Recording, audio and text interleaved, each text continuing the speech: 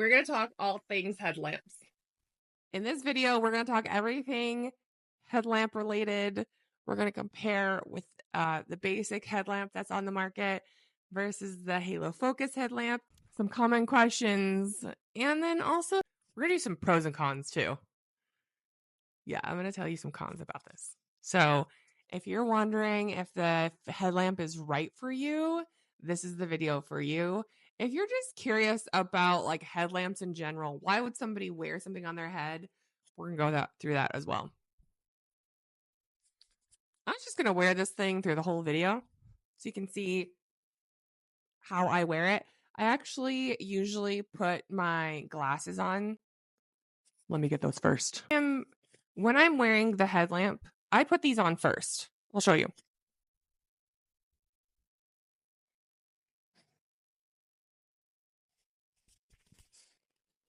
I usually wear it under my hair. It doesn't leave a crease. And also it's just more comfortable. If I have my hair up or braided, I'll just wear it over it. But I put it like this, and then I have this like sport band that I'll tighten. It seems like it's tight enough right now. But I usually will put these on before I put on my headlamp.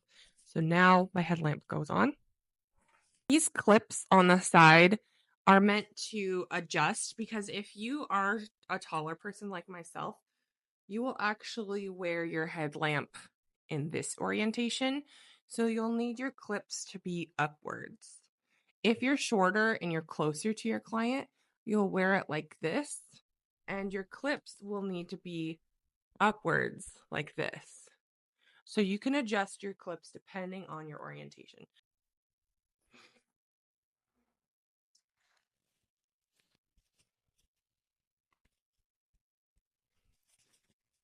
Now, this is how I like to wear it.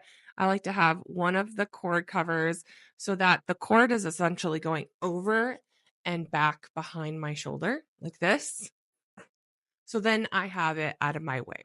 And then I have it just plugged into my pedal. And then all I have to do is press the pedal. And then wherever I'm looking is where I'm lashing. So let's talk about some of the benefits of having a headlamp like this. First of all, you don't have any objects next to you. It's less bulky. The second benefit is wherever you're looking is where you're lashing. So this is beneficial because then now you can work eye to eye. And then third, because it is compact, you can travel. So like if you are a traveling lash artist, you can easily pack this in a little case, and then you can take it from, client to client, house to house, and easily travel with it. So that is an advantage where, the big long floor lamp just can't do that, the same thing. Disadvantages of this is that now you're wearing it on your head.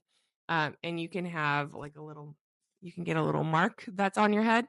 And then depending on your hairstyle, the clips can snag on your hairstyle. So some ways to go around these is to maybe put a headband, or I've even seen people wear like a towel and then put the headband over the towel, or even a bandana maybe.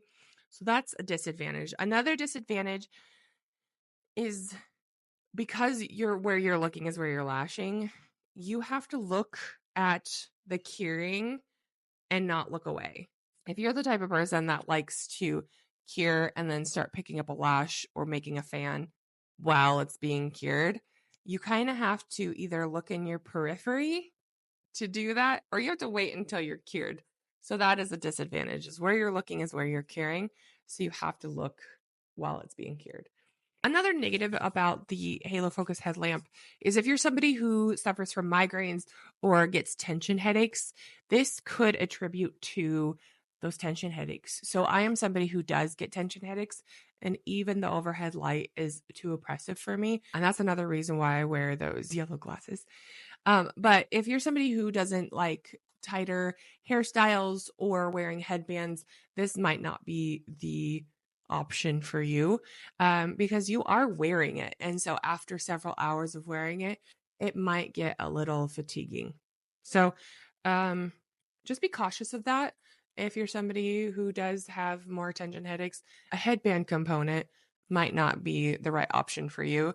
You might be somebody who would be best with a floor lamp component. So there's a give and take with the headband, okay? Some questions. Does this get hot? No. It's the same component as the Halo Focus light. They're actually the same component. This is just mounted on the head. So it does not get hot to the touch at all. I don't feel that it's hot. It doesn't heat up. I could keep it on for minutes at a time and it's not going to get hot. Okay. So there's no heat that is adding to my forehead area from the lamp itself. Oh, wow. That's hot. That's very hot. This one gets very hot. I can feel why somebody was saying that the headlamps get hot. This one is actually pretty hot compared to this one. And they've been on, like this one, I can't feel anything. It just feels like metal. And this one, I can feel the heat. Yeah, that one gets really hot. Okay, another question is like, how far away should you have your light? And how can you see that? So you can see with this the shorter orientation, that you can see the tip of it. So I can actually see how close I am from my client. And you want to be about 12 to 18 inches away. So that's a good amount of space between you and your client. So you can actually see. And if you need to switch the orientation, you can switch the orientation around.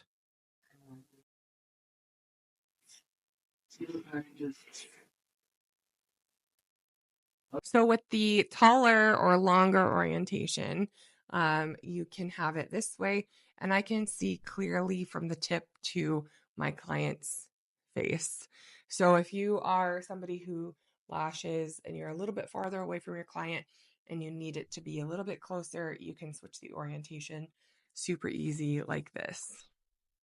Now let's go into the safety specifications for this light. This is the exact same component as the Halo Focus light. So it's 5 watts, 400 nanometers, and you want it about 12 to 18 inches away from your client. If you're closer, you can actually adjust the strength on here. Just adjust it down if you're a little closer. If you're farther away, make sure it's full power. So, it's safe because we have the safety testing for it because the Halo Focus is safe. I personally have been using the Halo Focus for about 1.5 years with no issues. So if you're thinking you want to try the headlamp, we do have a 30-day money back guarantee. Try it. You don't like it, send it back in 30 days and we will refund you. Okay, so I'm going to tell you why I didn't go with this design. This design is the common headlamp that you'll see on the market. And I tried it and I actually did like it. There was just a lot of things that were negative about it that I couldn't fully get behind with this type of model. So the first thing was the adjustment of the headlamp beam. It's very difficult to adjust the beam. You have to pull and twist pretty firmly to get the beam to adjust.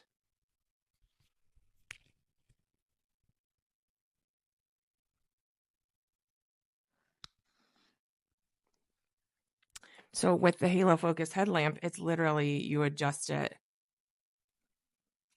with a finger. Another thing I didn't like with this type of model was the space in which this beam projected.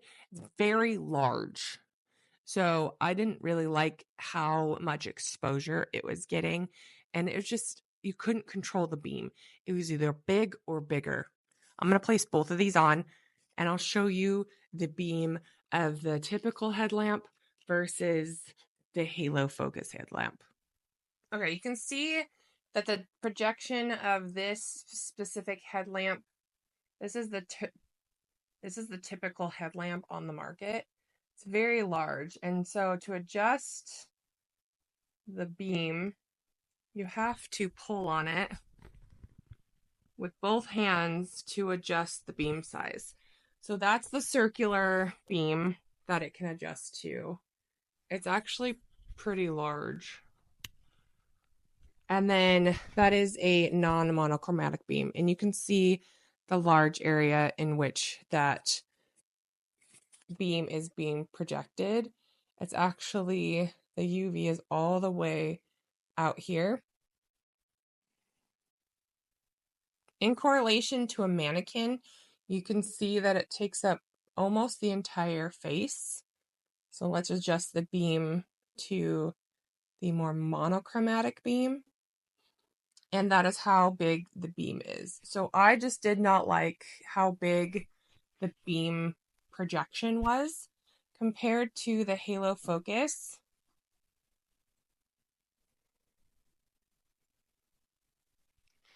So you can see the Halo Focus, you can adjust the beam from really little to really large. And that is why I chose to make the Halo Focus headlamp. So look at the difference between these.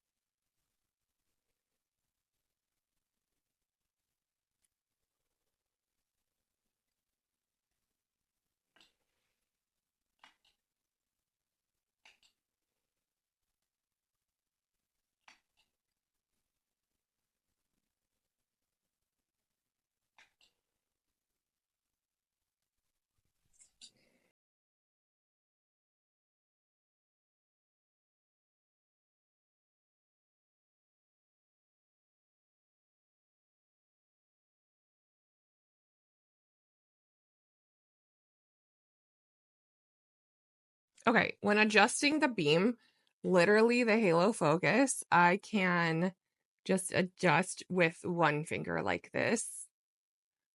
And this one, to adjust the beam, I have to push or pull like this to adjust it. It actually takes a lot of effort.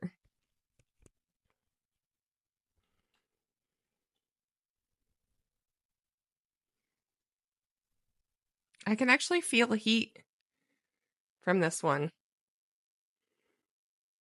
It feels very warm. Yeah. This one gets warm.